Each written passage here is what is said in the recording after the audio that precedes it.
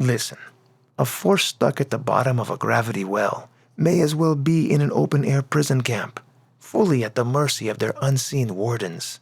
If we want to be in this fight, we need to take the high ground. Colonel Hans Castillo, on Lunar Operations.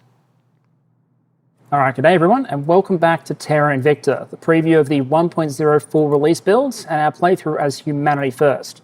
Last episode, we did the main thing, we secured the United States, and we built out an initial bench of councillors. This episode, we are going to fix said United States, start reshaping global politics a little bit more, and mostly, we're going to try and get to the moon. A couple of things to get started then. One, in terms of tech, we completed advanced chemical rockets up here. Deep space propulsion concepts is about to finish. We did not capture that tech slot. The Academy is just going to pip us out, which is okay, but we've got one slot under control. We're working on controlling a second. Controlling two of these top slots should be enough to make sure we're going in the right direction. I've got alien methods going in the background, but mostly I'm shooting now for outpost habs. This is the prerequisite technology for mission to Mars, missions to Moon, space mining and refining. This is really, really important as long as you can combine it with magnetics, which is the other thing you need for mining, which has already been researched. So when this is done in September, we should be able to start getting probes up to the moon relatively soon. Deep space propulsion, meanwhile, kind of useful. This is where all the engines necessary to get us are going to come from.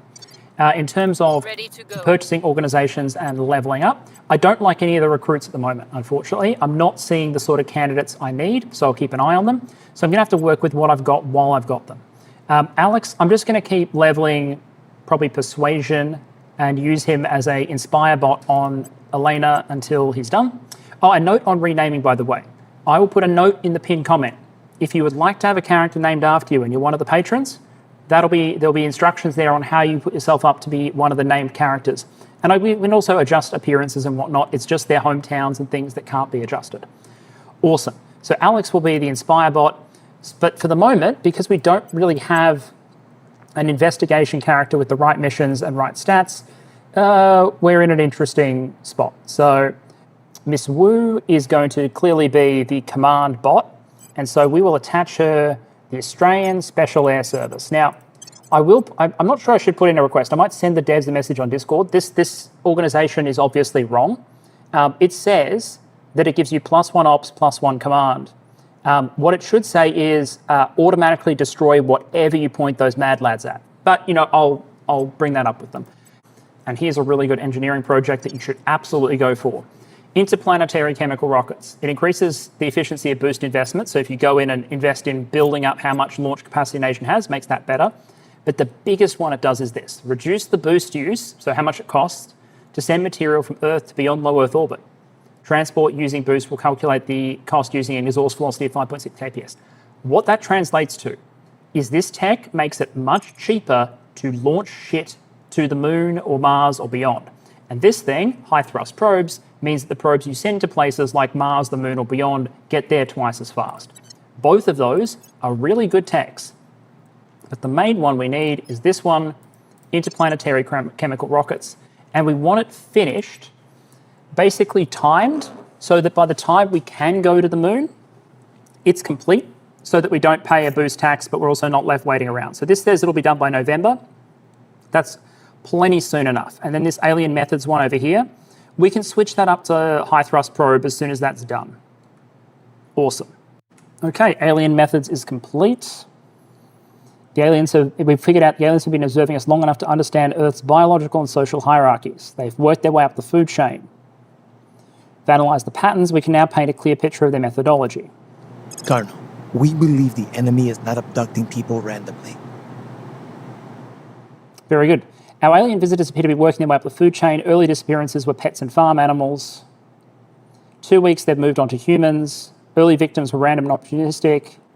The new ones tend to be richer, influential, more powerful. They're not abducting humans for food or fun. They want people who are important. We need to learn why. And then this says those abduction victims have started to resurface. Various media and political figures who should know better are celebrating this as good news. It is not. The aliens went to enormous trouble to kidnap these people. If they're returning them alive and apparently unharmed, there's a reason for it, and it won't be anything good. We should send councillors to investigate at once. So again, it wants us to find the aliens, And then it wants us to research this thing, the Purify the Earth mission when it becomes available, which is this, set our goals. Our research and development teams can now do this one, and look at that. So this is another reason. It's an expensive tech, by the way. It's a bloody expensive tech. High thrust probes is 600 research. This is 2,500. That's huge. And so we're going to go for it. Because I think the key is to have high thrust probes ready, not for the moon, because the moon's so close you don't really need much time to probe it. You want high thrust probes finished before you get mission to Mars complete, which allows you to send probes to Mars. So we're going to go this, Purify the Earth. Every faction gets one of these, where they basically decide what their initial goals are. And it's another thing that makes factions unique and also harder or easier. A faction like the Academy, I think, has to spend like 25,000 research points as the academics debate back and forth. What on earth are we going to do about this alien thing? How do we thread the needle? What are we going to try and do here? Humanity First and some of the other factions have really simple goals, and so it's 2,500 research. Super quick, super early. And it's going to give us a unique org. Every faction gets its own one with its own strengths and weaknesses, or mostly strengths. It's going to give us 40 extra control point cap, which means we can start thinking about expanding beyond the US, and it gives us a free 100 influence to boot. I might actually give this, I might spend 6 extra days. I'll slow this down by 6 days, outpost habs, in order to push this from like November to May. There's even a justification for potentially pushing this and getting this by February. I might do that because it's such a huge bonus.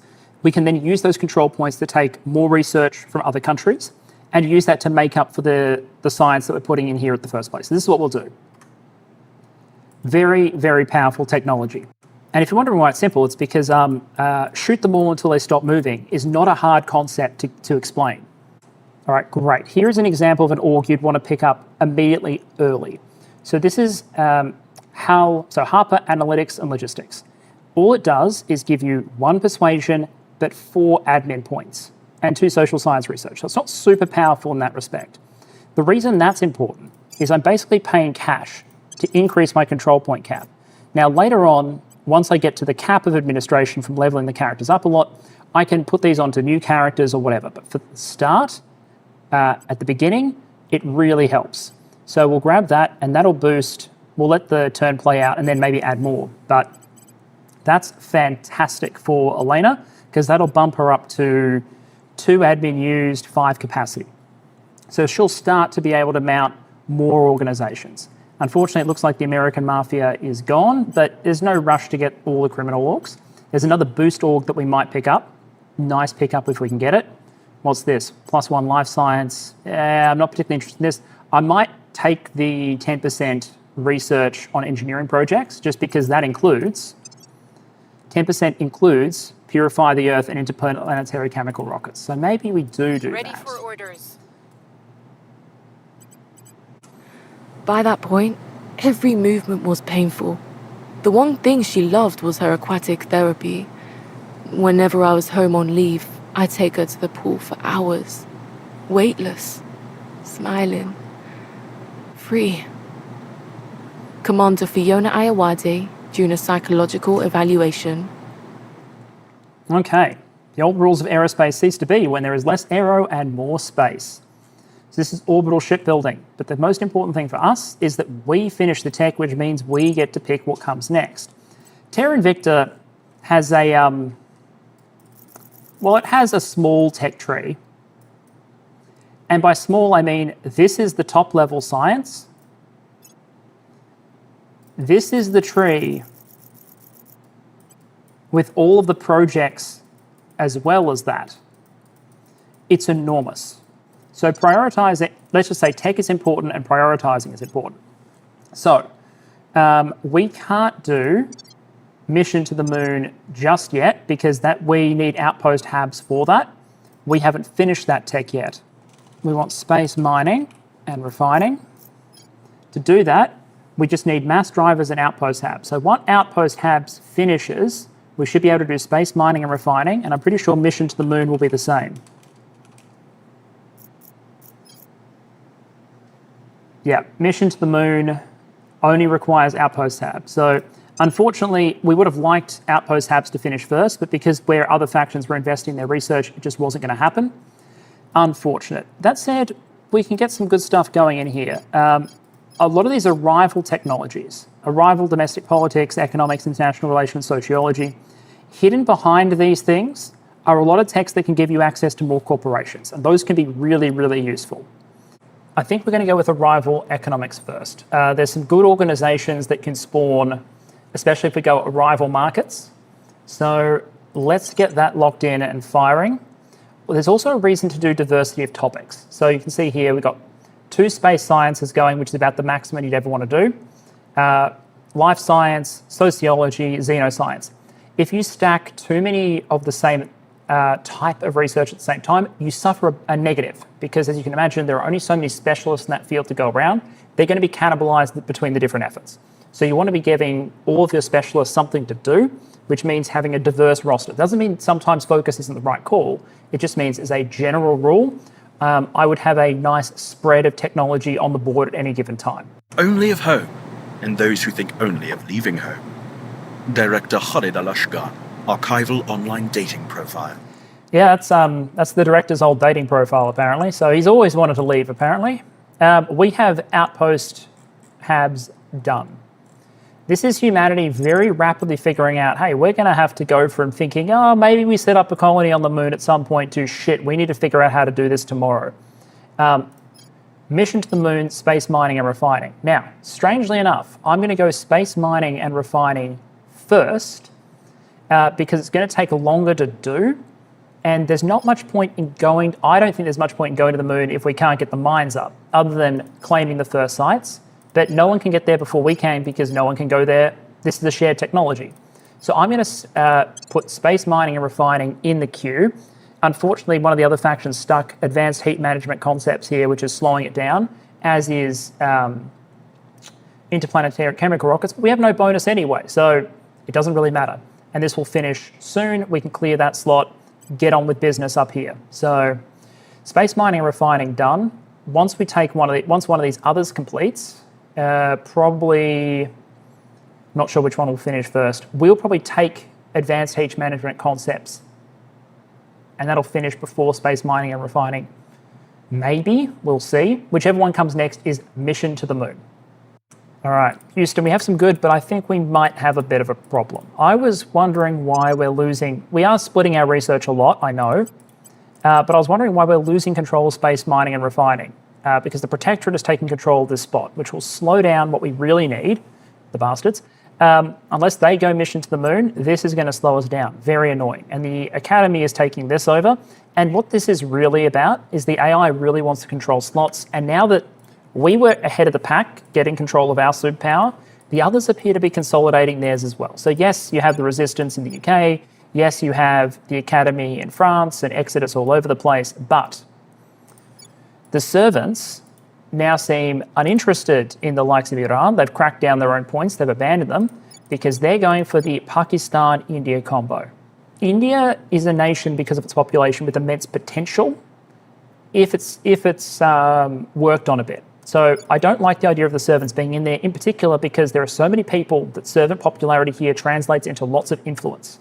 Influence that the servants can then use to cause problems elsewhere. So they're moving out of Iran, it seems, and they're focusing Pakistan, India, while the Protectorate, the bloody Protectorate, Russia is one of those nations you just want anyone who isn't your enemy can have Russia, because it's not enormously scientifically productive relative to the amount of control point cap it costs to hold. Russia is a 90 control point cap country, and it produces 159 research. The US is significantly more expensive, like 180, 190, but you're producing 684 research. So Russia doesn't give you a huge amount of funding and research output relative to the costs, but it has an enormous number of nuclear weapons. Huge number, 30 nuclear barrages, like world-ending potential. So I would have really rathered the Protectorate not have Kazakhstan and Russia, because this will also mean they have a little bit of boost income. They're probably going to get to space, and they got a bunch of nukes, so I can't just invade them straight away, which is unfortunate because invading Protectorate is a moral and funny thing to do. So that's the problem. The good news is we have consolidated executive control. So when you first take over the White House or the executive of the country, you can't immediately turn up and say, "Hi, I'm the new president. I declare war on XYZ." You can't just open with that one, for better or worse. It takes a period of months to consolidate control until you can do anything truly radical. We've done that now, so we have our war declaration power. However, I still want to get above cohesion 2, because if you declare war on a correct target, you get a cohesion boost as long as your cohesion was already above 2. If you're above 2, people rally behind the flag. If you're below 2, people are like, we are already pissed at each other, screw your war, what are you doing? Fix shit at home first. So we're up to 1.8. We are hard pushing it above 2. Once it's above 2, we need to look at who we can declare war on. So there's North Korea, there's Iran, Venezuela, Sudan, Syria, Cuba. Cuba's a good possibility. Throw the because Cuba has currently got servant presence too. Like we can throw them out of Havana and get the US a little bit more unified in the process. Once this is above 2 and we can declare war, we'll swap our priorities over so we're no longer pumping propaganda. Instead, we're going to solve the reason one of the reasons the US was so divided to begin with. We've solved the public opinion problem. We've solved the unrest problem. We've solved the disconnect between the leadership and the population problem. Next, we're going to solve a little bit the inequality problem, because that's currently holding down the rest state of cohesion. Okay. Oh, and yeah, still trying to go to the moon. Why do the surrender monkeys need nukes? I think our councillors I think Elena might be off the hook. We were originally going to try and shoehorn her into trying to be like a criminal character, but really, we want to juice this persuasion and this admin, right? So she's already got a lot to do. You need a persuasion character.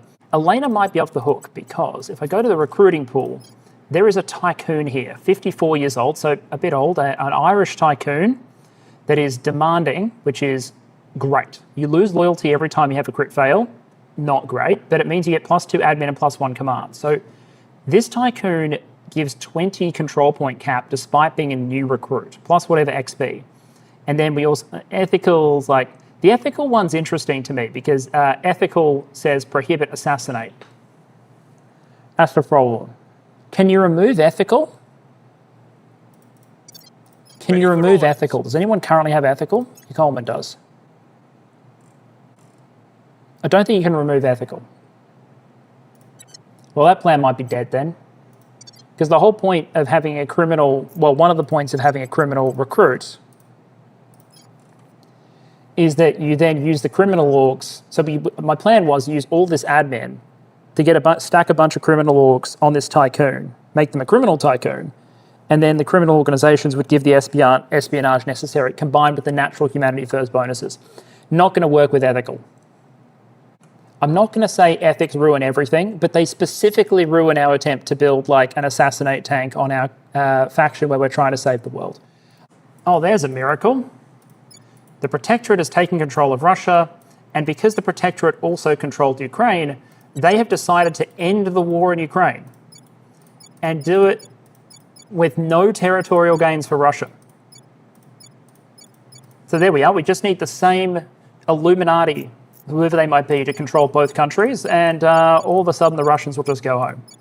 So apparently the peace deal is Russia keeps Crimea, Ukraine gets all of the rest of its recognised borders, and the war is over. All right, well, that's one side effect of an alien invasion, I guess. We wish that you would see your extremism harm This is the me very initiating people contact we're with the trying resistance. to protect. They don't like my extremism, but I'm thinking with a little bit, yeah, just a tiny little bribe, they will accept a non-aggression pact. Because ultimately they're the ones who are closest to me on the spectrum. I'm the more extreme I'm their dark side mirror. So we'll improve relations with them and hopefully get an intel sharing agreement, which allows us to see everything they can see and them to see everything we can see. Very, very powerful diplomatic tool. The other thing I've done is I've set Alex to head off to Washington. Offering counsel. Yeah, we'll repeat that. We're advising the US, which is increasing its economic output and its science output, which is getting us there faster. What we need is for this cohesion to just boost We've got some intel just on our above targets. 2. Very good. I set Elena to investigate our officer, confirming, yep, they are at the maximum 25 loyalty. I'm pretty be sure ready Elena for is at the new 25 maximum loyalty, thanks to Alex's hype squad work. So that's 2 of our councillors done. There are more to work on, obviously. We're unable to increase security. Wow, you rolled a 99.9 on a 99.5% chance of success. Awesome. It was not on an important roll, though. Great. US is now above 2.0. It's 2.001, which means the US can declare war. Who do we want to declare war on? Cuba, Venezuela. An American war on Venezuela? Say it ain't so. Well, the servants are there. And they could not be there. I mean, it would piss them off a little bit, but they're going to be pissed off at us eventually anyway. Let's see if this works as intended, because what we can always do is we can always jump into Venezuela and then abandon it, and hopefully someone else takes it over. Although, look, let's start with Cuba, which is half under servants' control because it's closer by, and Cuba's military is literally tech level 3.2, complete walkover. So if I click this, what should happen? There you go. The US is now polarized, +1. That was like 6 months worth of propaganda work in an afternoon. And then I think we can stack, I think there's a limit. I think you can stack 3 war/rivalry bonuses. So I think 1 more war will do it. We don't need to invade Cuba. We just need to, get the people on side, which means we can ditch this unity stuff. Boo. Don't want to waste money on propaganda rather than, because it's dragging down our education level. It's not great. For a little bit, we're just going to 100% welfare full send, get this to a more acceptable range in order to bring our resting value up. It's now 2.8. But instantly you can see America's research output just jumped to 712. Huge impact. All we have to do is declare war on Cuba. It's not hard. Please don't take my quotes in this out of context. All right, talking to Fiona again. For 1 money, she will accept intelligence sharing. So we will close that. And bang. Okay, now we've detected xenoforming in Yakutsk, presumably because the resistance can see it. Great. Okay, so the aliens have started introducing alien life forms, alien flora, which is invading our ecosystems. The servants let xenoforming be. I'm not sure about the protectorate, but we might want to do something about that. Even though it's in Russia, we don't want to let this stuff grow out of control because we're humanity first.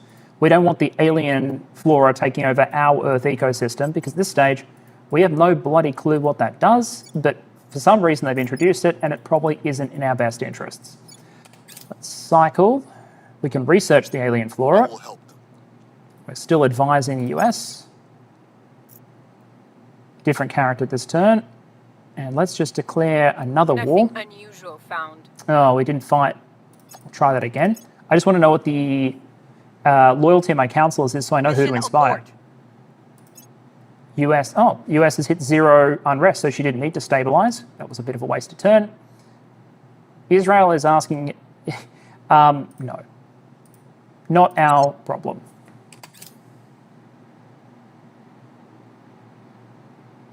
Policy direction complete. Okay, so we can declare war. Who are we going to declare war here? Yeah, that's done. All right, Venezuela it is. You win, unless it's Yemen. No, Yemen's also allied with Iran. Boo. So we are at 2.9. There we are. We don't get the +1 boost again, but we do get the rest value increasing. So it'll increase naturally by 0.1 per day. So our rest value is now 3.8. We can drag that up with a little bit of welfare investment. 3.8, we could declare a 3rd war, but I'm not sure we'd get the full benefit because I believe we're already getting plus resting bonus from being a rival of a peer competitor, which is the People's Republic of China, which is, I think, half a resting bonus. So yeah, 2 wars, probably enough for a moment, although we get a little bit of a benefit out of the 3rd. We'll give some thought as to what that might be. I mean, who's Afghanistan allied with? Oh, nuclear armed Pakistan. Okay, that'll do. That's allied with Pakistan. Would we say that? Anyway, I'm meant to be running a space program, and we have set our goals. Purify the Earth is complete. We've been fighting back for some time now, doing all we can to protect the human race from an invasion that shows no signs of slowing down. But playing defense indefinitely is not a long-term solution, especially when other factions on Earth want to throw in the towel. It's time to play offense before it's too late. And at last, we've worked out exactly how we're going to do that. That increases our control point management cap by 40 points. Spins off a new organization called the Executioners, gives us 100 influence, and I have an idea of how to use that. The aliens and their human puppets must be destroyed, Colonel, by any means necessary. We've completed the set our goals objective. There was a lot of disagreement on this one. Do we fight the aliens on Earth or in space? Do we focus on the aliens or the collaborators? And how do we get rid of these invaders for good? See, they say this is a lot of disagreement. You compare this to some of the other factions where they have fundamental disagreements. The difference with Humanity First and some of the, shall we say, more clear-cut factions is they don't debate the what, they just debate the how. Whereas someone like the Academy, they have to decide what humanity's response, what their goal even is to the aliens before they can move forward. Without knowing more, there are no easy answers, but for now, this is our best guess. Investigate the alien abductions, understand what they're doing and why, figure out a way to sabotage their plans. Acquire samples of the aliens and the technology, analyze them for weaknesses. Exploit said weaknesses to drive the aliens from Earth and make sure they don't come back. Easy to say, hard to do. The one thing everyone agrees on though, we want to make damn sure these aliens aren't coming back. Get rid of them, whatever it takes. Now, Mission the in Executioners might be a partial solution to a problem that we've had, which is how are we going to solve our lack of a... Prepping for mission. We don't have wet work capacity, really. We need an investigator, I will report. and we need a max, if you see my previous Humanity First series. We need someone who can go out and take threats off the board, and someone with a lot of investigate. The Executioners are amazing at half of that problem. They give Assault Alien Asset, they give Purge, they give Assassinate, they give 5 Ops income every month, they give 5 Espionage, 10 Command, 3 Admin, 10 Security, bonuses to Oppression, Military, Found Military, Build Army, Build Navy, and Military Science Research. They are amazing. They are the best Spec Ops team on the planet. I'm about to use influence to purchase SEAL Team 6. They are good, but they're not that good. What they do, however, is they also give Assassinate, Extract, Detain, and Assault Alien Asset, whereas I don't think... Yeah, the Executioners don't give Detain. Burning sun, and within you burns an eternal flame. When that flame touches another, nothing in this world can stand in its way. Oh yes, Superior Judith Howe. that's what I was going to say. Brighter, That is self-improvement Judith Howe rambling on. But the Academy has picked Mission to the Moon as the next tech, which is super, super good. That's what we wanted. So that will now be finished. I even want to deprioritize this and help them push Mission to the Moon like as fast as possible. We will get Arrival Economics. No one else is contributing because they know we're going to win. Let's just roll it to the end slowly. Let's get Mission to the Moon as fast as possible. Outpost Core can be finished in February, which is still before Mission to the Moon, so that timing works. We're launching to the Moon a bit. We're going to be launching to the Moon just a bit over a year into the game, which I think if you're coming into this game new and you're launching to the Moon in the first year or two, you are so fine. You can be considerably slower than that, especially on normal difficulty or veteran. Brutal, you might want to pick up the pace, but that's solid. The regulators drag their heels. Maybe it's time I treated the president to another golfing weekend. Chairman Soren van Wyk leaked private correspondence. Okay, I'm actually dubbing this in after the fact because as I realized in a moment the microphone had died at this point. But what you're seeing happen is researching Mission to the Moon and immediately going and launching a probe. You need to research a mission to tech for a particular body before you can launch a probe to it. Launching the probe is the next step. It costs a little bit of boost. And what that eventually tells you is it prospects. It tells you what resources are available at what sites. And once you finish prospecting, you know where to drop a base. You can't just send astronauts in a facility and plop them around a bit of dirt and hope that when they dig, they find something. That's probably not a great idea. So we prospect the moon. We're going straight into mission to Mars pretty quickly after this, I'm pretty sure.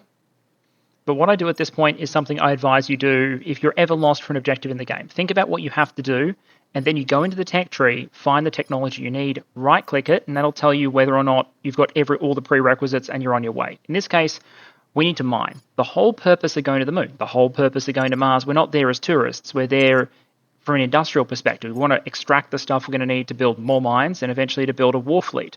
So, having checked that we already have space mining and refining, which I'm pretty sure we did, but turns out we do, I lock in mission to Mars so that after we go onto the moon, we can get that probe on the way as soon as possible. High thrust probe's about to finish, which doubles probe arrival speed. So let's get that probe out to the moon, let's get it prospected, let's get some mines down and get some actual resources flowing. Because what we'll see pretty soon is that lunar resources tend to suck. There's not much up there. There's enough to get you going, but really the goal is to provide a resource base to get you a little bit further, which is out to Mars. It's also at this point time for Alex to go. We don't need to be as persuasion stacked as we were. He was the weakest of the persuasion characters, so we can go and recruit someone with a little bit more flexibility. In this case, the character isn't incredible. It's a judge, age 34, I believe. We've still got a little bit of persuasion, admin, and command, so they're going to add a reasonable amount to the control point cap, but what we're really interested here is the fact they've got a full suite of investigation missions, including Crackdown, and enough admin that will be able to stack organizations to turn them into something useful in that sense. I look at some other characters. This astronaut, for example, is interesting, but they're not what we need. What we need, and what we're going to need soon, is investigation and espionage covered. We're pretty weak at both, and so I take the best option available in getting a little bit of investigation on the board without completely destroying our admin, command, persuasion, control point value. Having brought them on board, it's now time to get them scaled up and ready to go. So they have a little bit of experience, but not enough to level up straight away. So we go into the orgs that are available on the marketplace and our unassigned pool and see how much we can stack them up. At least get a little bit more use out of them. So use the admin points that are currently there. She comes with 5. My thinking then is we pull the investigation orgs that are currently on our executive off him, reassign them to her to buff her up so that her investigation is at a reasonable level, and that'll free up some space on the executive for more economically, mission control, that sort of scientific-focused organizations, things that boost the economy, not so much that boost the actual ability of the agent to go and do things. In this case, things like boost, engineering, all that good stuff. We jump over to her again then, slot that organization on, and already we're up to 12 investigation, with room to grow. So, not a fantastic number, I'd want a 20 plus, but 12 is serviceable right now if we've got a little bit of time to build up some orgs and also some level ups. We also declare war on Sudan because why not when it comes to maximizing cohesion rest state. We haven't actually deployed the US military because it's convenient for the wars to just be going in the background, something for people to focus on. Although we might eventually go out there and do something about it. Main thing, as I said at this point, just maximize cohesion in the US in order to get that sweet research output. All right, turns out the previous microphone has died, so I might have to do some dubbing in post. I've switched over to a backup, but here we are. Our probe has arrived at Lunar. Take me there. So the probe tells us what resource distribution we have on the moon, and we get to now move to claim stuff, preferably before others do. There is no way their probes got there first, but everyone else's probes are probably arriving at the same time. So, what do we want to claim? The primary criteria, wow. Korolev crater, 56.8 metals, that's cracked. I was going to say, so the primary criteria here are to try and get a bit of everything, especially a little bit of metal, because metal is a lot of we're trying to gather the resources that would otherwise be the mass that we have to spend boost lifting to Mars. We want to claim Piri Crater because it is one of only 2 sources of water on the moon, and some volatiles and some metal, and it's enough metal. So we found Piri Crater. How much does it take to send up a solar panel? Will take 4.9 boost in 35 days. So we'll launch that. We'll rename the base in a moment. Outpost mining complex will be finished 15 March. Okay, so like half a month. The only question is, do we also want to claim this absolutely cracked Korolev 56 metal site? I figure we can always sell it later. Like, that's just a huge amount of metal. Now, we have no nobles. There's a tiny bit of nobles and a tiny bit of fizzles here. We can do better, but I'm going to claim Korolev Crater too. So those will be our 2 Humanity First bases on the moon. If I wanted to be a real bastard, I could claim Shackleton as well, so no one else could have any water or volatiles. But I'm going to make do. I don't want to overextend. We'll stockpile and we'll get to Mars, which will be good stuff. All right, we're on the moon, almost. Bases aren't established until we have mines, but that's coming soon enough. There we go, Outpost Mining Complex. What am I researching next? I don't care right now. I want to go to the moon and I want to see how much it costs to get these mines down. So we'll pick something else there in a minute. I'm interested in these solar mirrors because these are new. These allow you to basically build mirrors in space to increase the effectiveness of solar panels in an area. So instead of having to necessarily build nuclear power facilities on like Mars, because you're further away from the sun, you're just not getting the solar you want, or going down to Mercury, where you need radiation shielding, but you have a lot of sunlight. Instead, you can use infrastructure to reflect and direct more sunlight onto panels in order to get more efficient locally. That's interesting as a concept. So we might try that out at some point. Wow, looks like everyone is claiming. Exodus is claimed Shackleton Crater, good. I'm happy with that, because they're the ones who are going to get the water and whatnot. The big fissile site is controlled by the Resistance, good. This okay site up here. The initiative gets this crappy site. There's a lot of crap left on this moon. This is not a... Some of these sites are not very good, but Piri is nice and balanced. Okay, Outpost Mining Complex. This thing will take 60 days to build. It takes 5 power to run. 41 boost. Let's get it up. And what we can do is go to Korolev base. So this will drain most of our boost, but it will get the resource income coming in, which will then make Mars like much cheaper. Because how long until Mars? Next month we get the probe, then we have to send the probe. Yeah, I still think it's worth getting the Outpost Mining Complex there. All right. That should then, and then we'll claim a bunch of Martian sites and send our mines. All right. Whew. Okay, we got the most important sites on the moon. Life is good. Tech, not hugely important because we've got most of what we already need.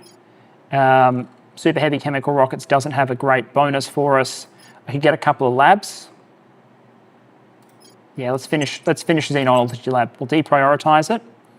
Space tugs just needs to finish soon after Mars. This will speed up the delivery of our stuff. Doesn't discount it, but it makes it get there faster. But we need to probe before we can send bases. So I'm happy with that alignment. Let's just push solid core fission.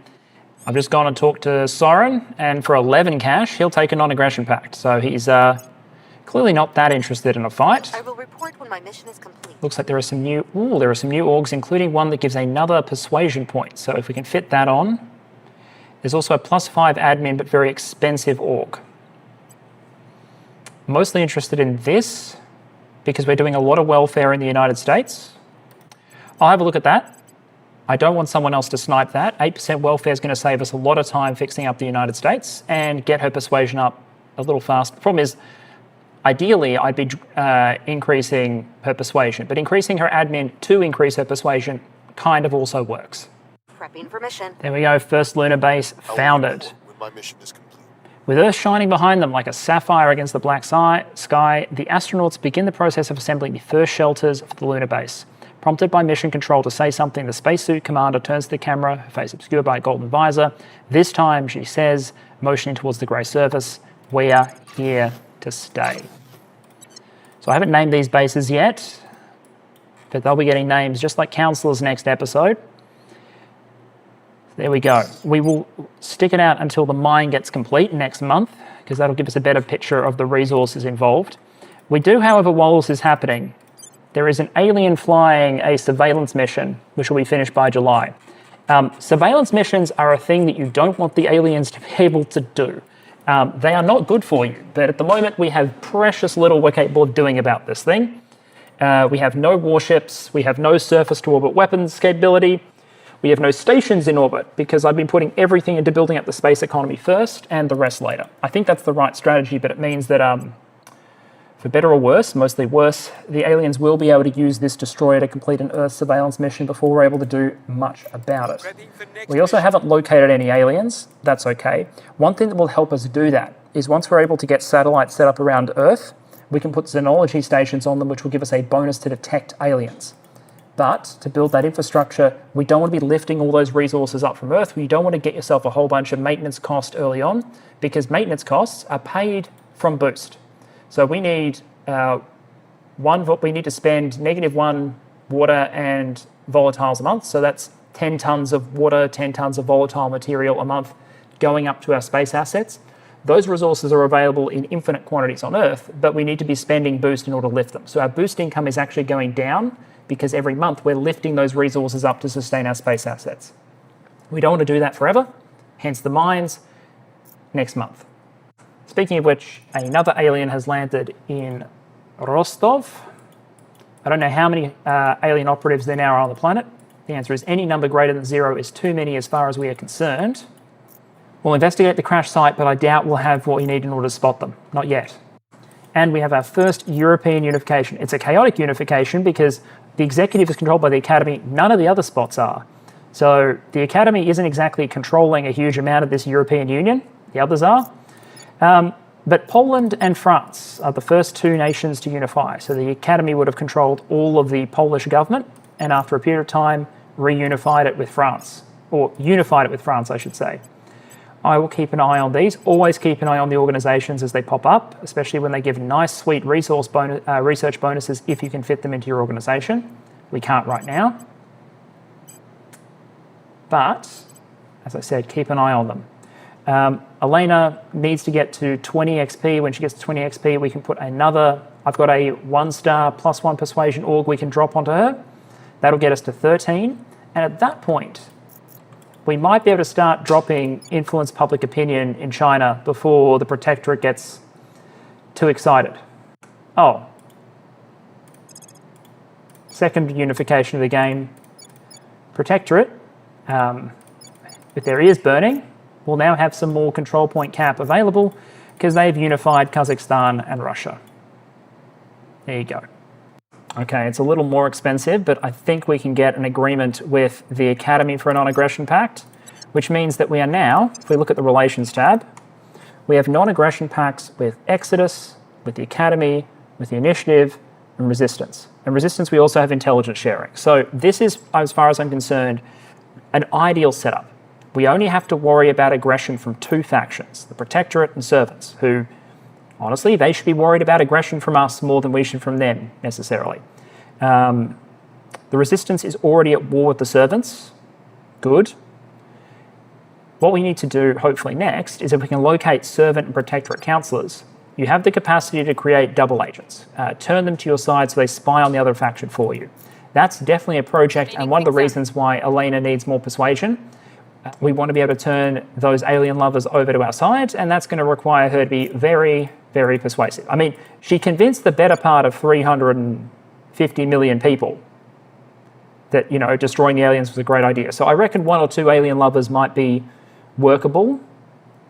And our resting coalition is now 4.9 in the United States, thanks to war and basically everyone agreeing with the one party and the one party being in power. So, and also we're bringing down inequality pretty quickly now. So about a year, I reckon, about a year of heavy, heavy, heavy welfare investment, and then the US can start building out everything else. Mission control, getting the economy running again. So the US takes about, I think it's going to take us a year or 2 to fix, and then we're going to be able to deploy it closer to its full potential. Oh geez, the Protectorate strikes again. Belarus has now been absorbed into Russia. I'm seriously worried. They've still got Ukraine rivaled with Russia. That's the only thing. Because technically, what they could do, since they have complete control in both, is they could slowly first end the rivalry between Russia and Ukraine, then turn it into an alliance, and then over the course of several years, they could absorb Ukraine into Russia diplomatically. Doesn't look like they're doing that yet, but they've got a route to do it.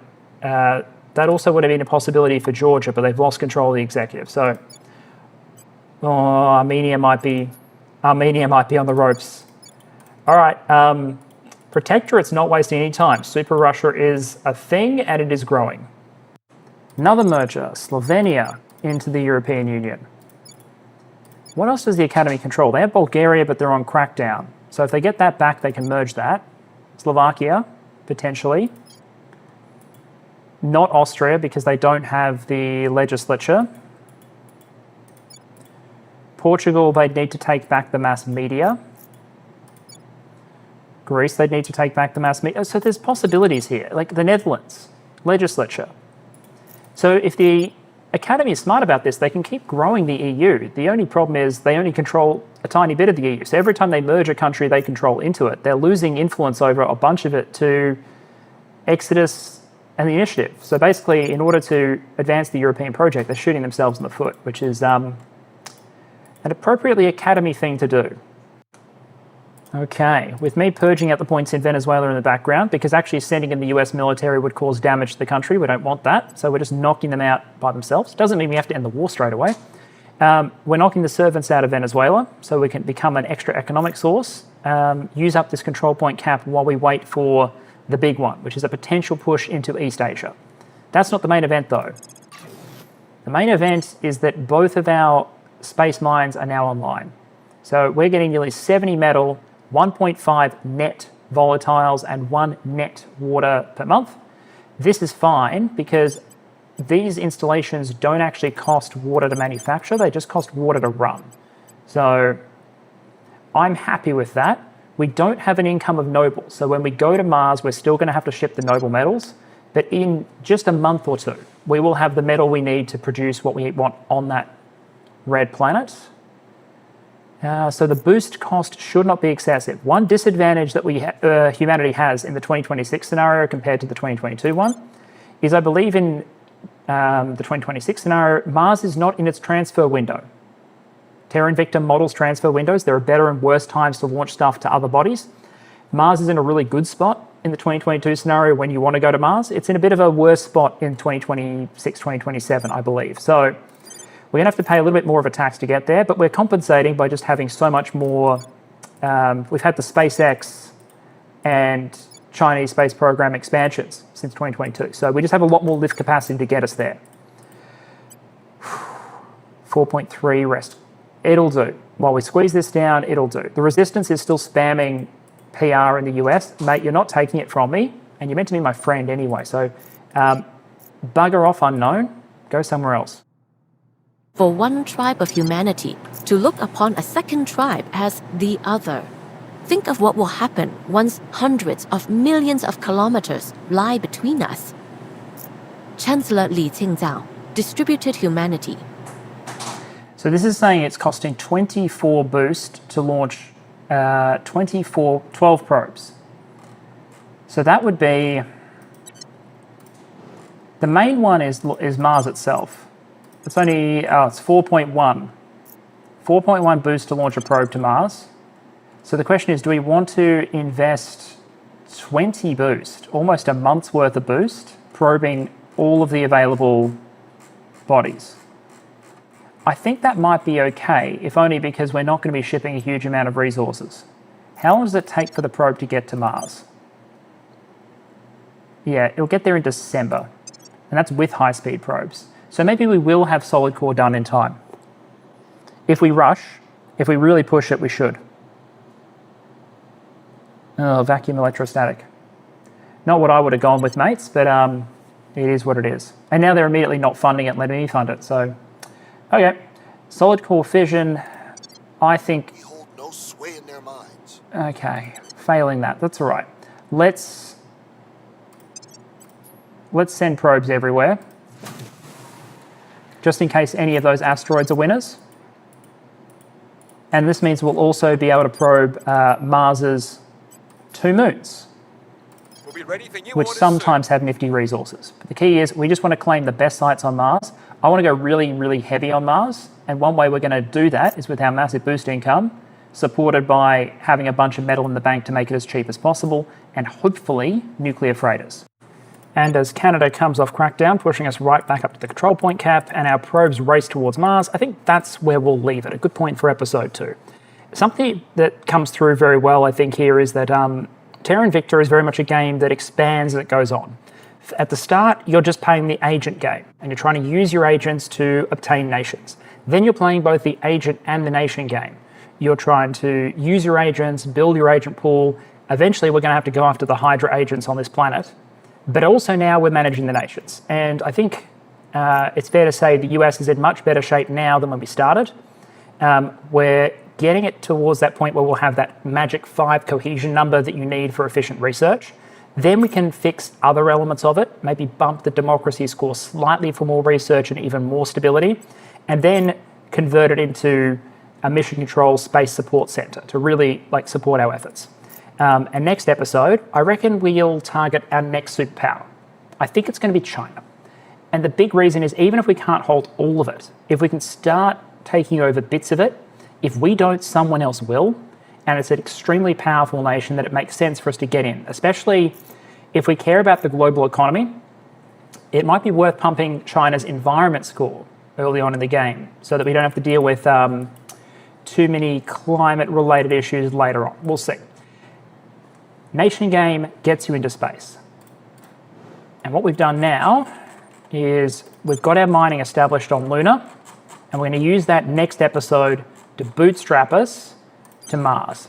Mars should be much, much more resource rich, more challenging to get to be sure, but with the industry of the moon behind it, we should be able to get a bunch of valuable bases here. Now, we will have a mission control problem, so we need to build up more MC soon to enable us to control the number of bases we probably want to control. That's not optional. So at the moment, just 4 additional mining bases, not many, would push us up to our cap. We need to be able to do better. And then finally, we need to be able to hunt the Hydra and those who are supporting them. To do that, I'm going to want to establish orbital infrastructure, surveillance stations, xenoscience stations that function as surveillance stations that help us identify those agents. We want to identify people who might become traitors in the servant and protectorate ranks. But in any case, I think we're doing okay so far. I hope this is providing a little bit of guidance to those of you who are new to the game and an interesting run for those of you who are not new to it. I'll be renaming councillors probably next episode. Instructions will be down in the description. Thank you very much for watching. I'll see you again soon.